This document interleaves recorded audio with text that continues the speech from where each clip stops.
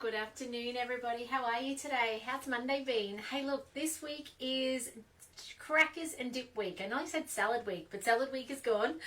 We've had pie week, we've had salad week, and now we're having dip and crackers. So I'm coming to you earlier today. So some of you will be watching the replay because you may not be available to watch now. So please do hashtag replay when you do.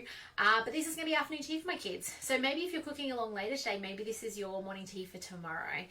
But some amazing recipes to share with you this week, and so many of them are brand new to me as well. So today we're making these awesome cheese crackers. I'm going to make them gluten-free, even though they're not normally gluten-free, and brand new for me to make. So excited to show you how to do this. Do say hi if you're watching, by the way. For those of you who don't know me, my name is Lisa Keegan. I'm a consultant team leader for Thermomix in Australia. Been doing this 7.5 years, and I love to inspire you, or been consulting for 7.5 years, but I love to turn up every afternoon or evening to help you get more out of your Thermomix, to show you recipes you might not have given a go to.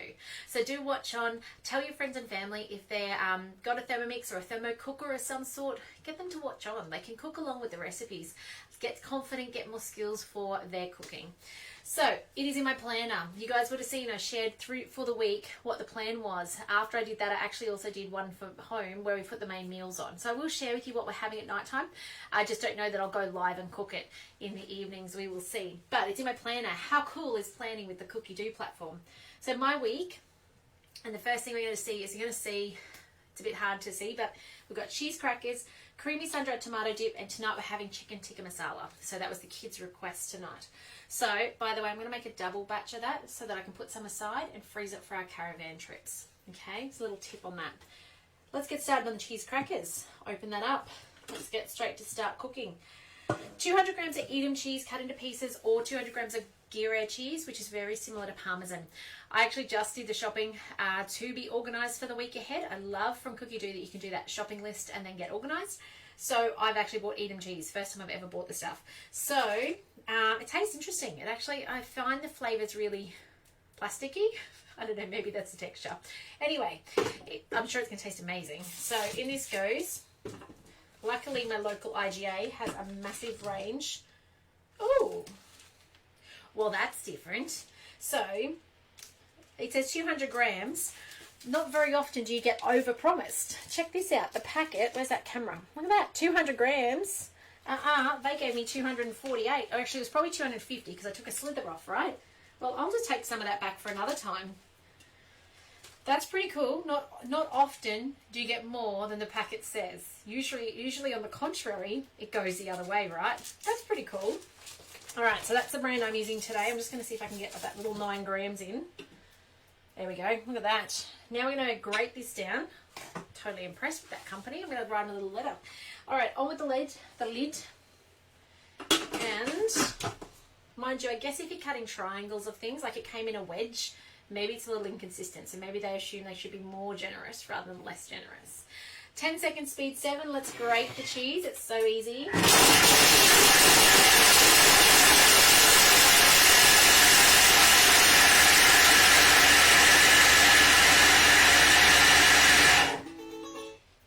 Now 200 grams of flour. So it's calling for plain flour, ordinary glutinous, but I'm going to use gluten-free. Okay. Tip with gluten-free flour when you're substituting it into something like this, go a little lighter than what the recipe calls for. So I'm going to aim for about the 180. It's easier to add more flour later than it is to wish you'd had more liquid. So tear that back to 0. Now this recipe does need to sit in the fridge, but I'm going to put it in the freezer.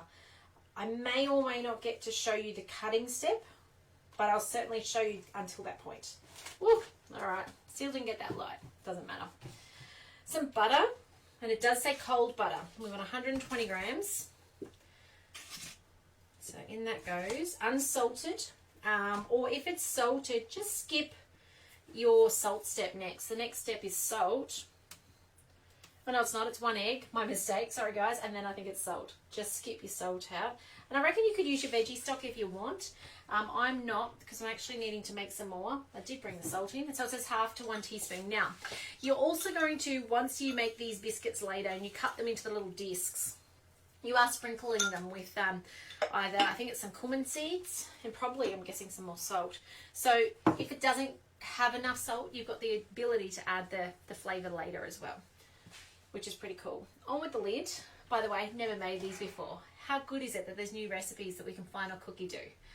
Just love that we're never done, and they keep adding more. And I think even if we cooked 3 brand new recipes every single day, it'd be years until we actually cooked everything on the platform in English spoken words. Like there's over 8,000 in English. Like how cool is that?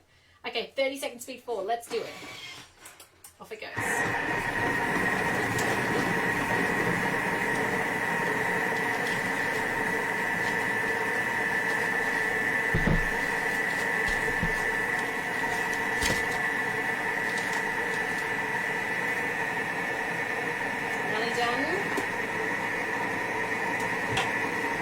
Together nicely. You can see it's a breadcrumb inside.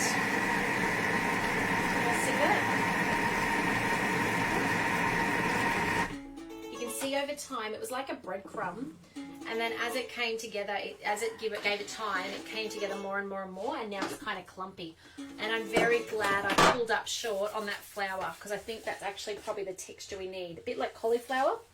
That's what it reminds me of. Remove the dough from the mixing bowl. Place on a long sheet of cling film. Before we do that, I want to scrape off my gluten-free flour and get that in. Gluten-free flour has a tendency to be floatier than normal flour because it's got the rice and the arrowroot or the tapioca in it. So you will find it just seems to end up everywhere. I don't think normal flour has that tendency as much, so I'm going to actually hit the back step, and I'm just going to incorporate this for a moment.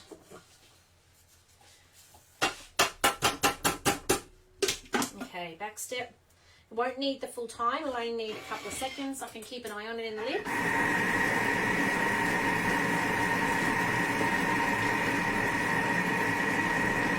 And actually, that would be another tip. Another tip is if it's there's a measuring cup back there. If it's too crumbly, keep mixing it a little bit longer, because that's getting softened and it's softening up more and more the longer that's gone on. Okay, so now it says to put it on a piece of cling film. I'm going to give it a go today, putting it on my thermomat, which you can get for hosting a demo. I've not tried this before. It may be too rigid, but I'm going to give it a go. So remove the dough from the mixing bowl, place on a long sheet of cling film, shape into a thin log approximately 4 centimeters by 40 centimeters. Wrap it and refrigerate until firm enough to cut in slices. I'm going to put it in the freezer instead. So I'm just going to put it in the freezer for half an hour. Fingers crossed. I'm not sure. I've not tried this before, so we'll see how we go. I think the idea being that you can then slice it into thin little discs, about 3 millimeters each, or 4 millimeters. I can't remember, 3 or 4, so quite thin. And then you cook them in the oven, and they don't cook for very long either. So I'll step you through that in a second though. Here comes my dough. So I'm now going to actually move straight on, once I roll this up, to my sun-dried tomato dip. I'm not going to worry about cleaning out my bowl, although if you're lucky enough to have a second bowl, give us a yay in the chat if you do. I'd love to know those of you who are lucky enough to have that second bowl.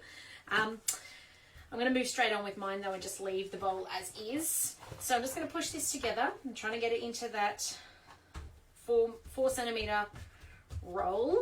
Now again, gluten-free, a little bit more temperamental, a little bit stickier usually, and a bit more crumbly at times as well. So I am working with it more than rolling it like you would with Play-Doh. I'm more so, I guess you could say, pushing it out.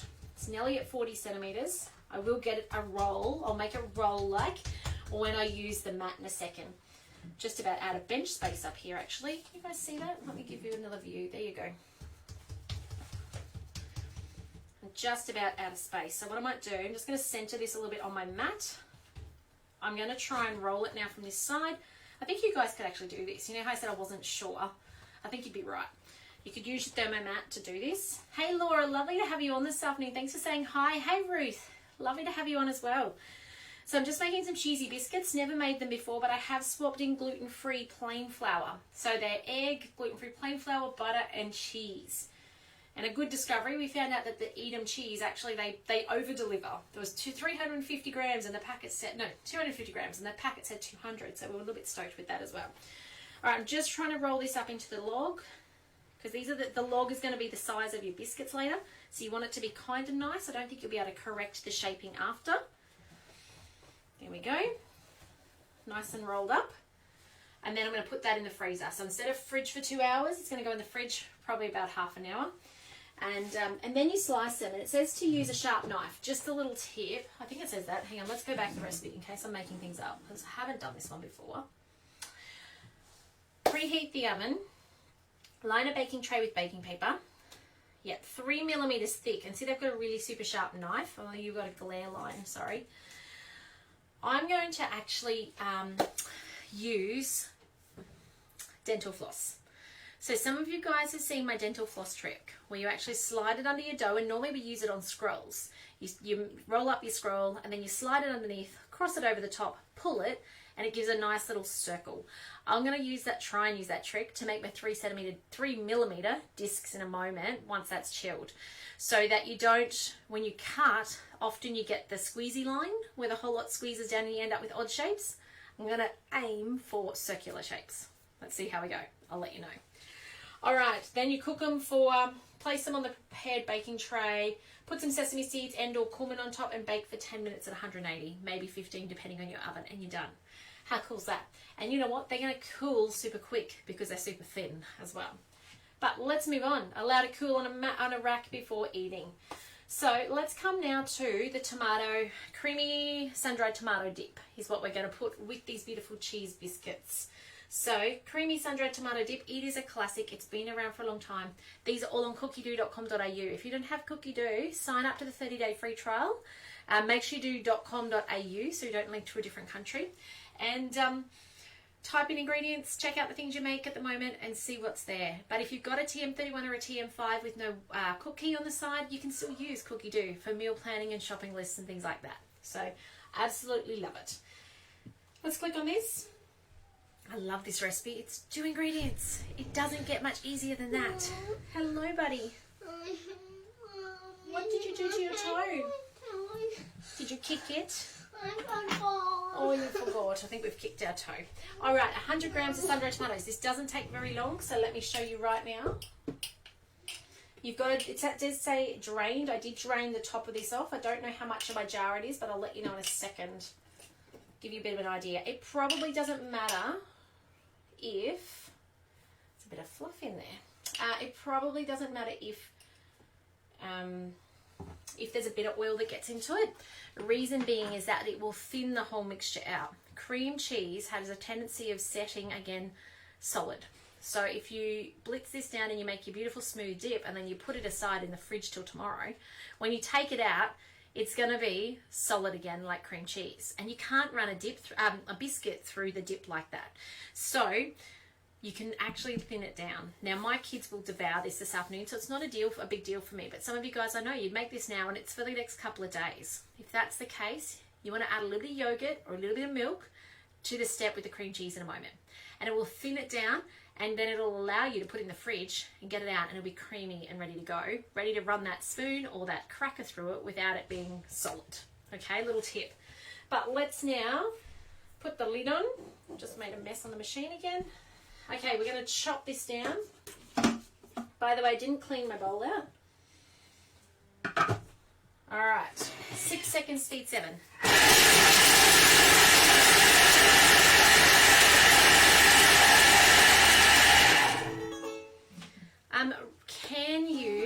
Hey Rob, how are you? Can you freeze the cheese crackers? I reckon you certainly could freeze the cheese crackers. I reckon I would freeze it before it's cooked. So I would take that log and I would either slice it and freeze it once it's sliced, so I can then just cook maybe my 10 crackers I want to cook at a go. Or I'd freeze it, but then you're going to have to let it defrost a little bit to be able to then put the knife into it.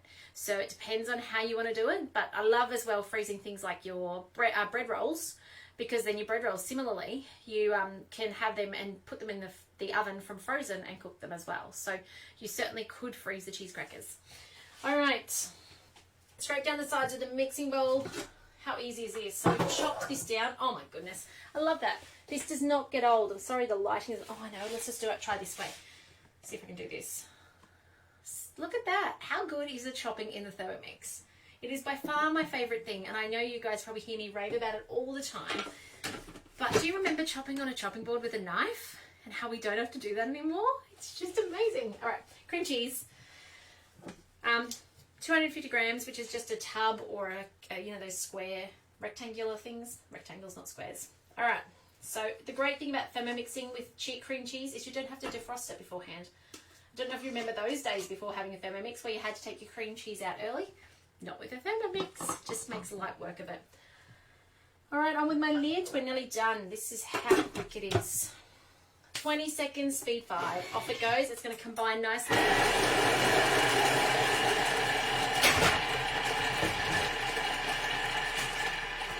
Oh, you can hear that it's nearly done.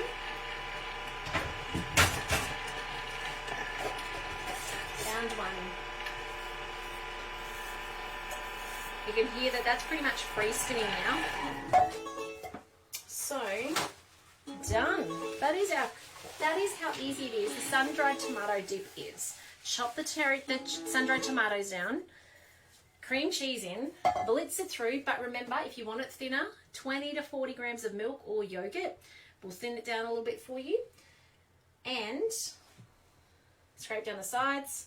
I want to mix it again. Let me show you. I don't think it needs mixing again. Oh, actually, mine does. It was free spinning significantly. That's a little embarrassing on a live. Let's push it down so it actually isn't sitting on the top of the blades. Maybe the Thermomix knew. No, I think there's supposed to be a second mix. There we go. Now it can actually hit the blade shaft. So what happened then is it was sitting on top of the little knob in the center of the bowl and it wasn't getting chopped. So let's try again. I was going to say it should be done. That's so not done. All right, now try again. This is speed 5, 20 seconds.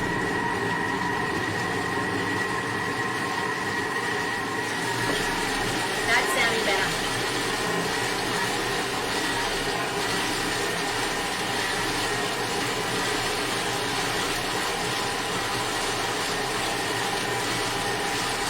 All right.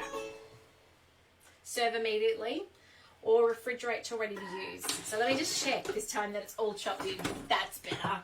I don't think you need to do the second chop if you don't drop it on top of the center like I did. Look at that. How cool.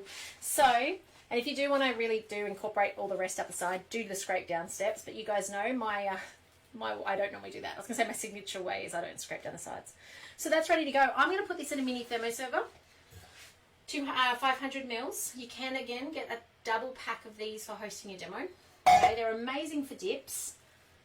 As I mentioned, my kids will devour this afternoon. So for me, having to thin it down with something else, it's not an issue.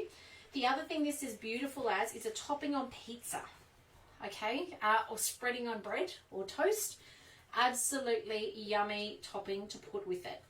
Sun-dried tomato and cream cheese, you kind of can't go wrong. So I would highly suggest not just using it with crackers. I know we're crackers week this week, but so many more uses with dip. Even pumping them, those of you who have done the Brazilian cheese puff demos, getting it in a piping bag and putting it into the Brazilian cheese puffs, amazing.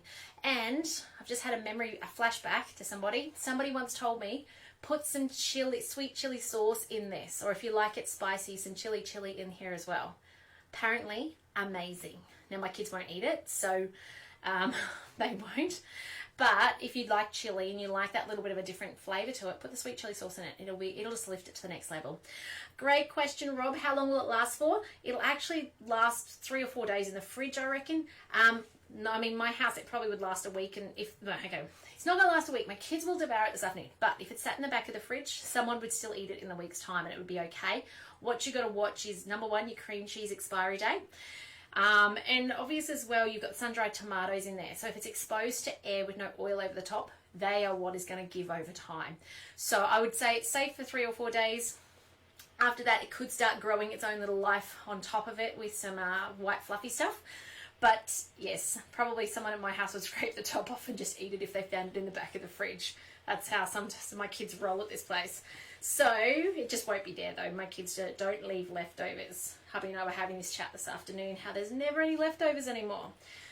So that's it. That's how you make it, guys. The other thing I'd suggest is if you are going on to make a bread or something afterwards, leave the leftovers in there. Make your loaf of bread on top of that. It'll be a beautiful flavour that it will throw through your loaf of bread. So sometimes it's worth well and truly just thinking about, what else am I going to do today? Am I making scrolls for lunches tomorrow? Am I making a loaf of bread? What am I doing next? Or even a salad. Wouldn't that be yummy with some cabbage and apple and carrot like the coleslaw and have that coating it? How yummy would that be? Alright guys, I'm going to let you go. Have a fantastic afternoon and evening. Take care. If you're needing inspiration for dinner, tikka masala is on our menu. I can highly recommend it. We have done that before. I think there's even a recording if you want to go back and check it and cook along to it. Take care and have a fantastic afternoon. I will take pictures of both the dip and the cracker. I'll try and put together a little video compilation of the cutting of the crackers for you guys so that you can see what that looks like as well. But I look forward to seeing you back here tomorrow for some more cooking. Take care till then and let me know if I can help you with anything regarding your Thermomix. That is what I'm here for. I'd love you to get the very most out of it. So take care and talk soon. Bye for now.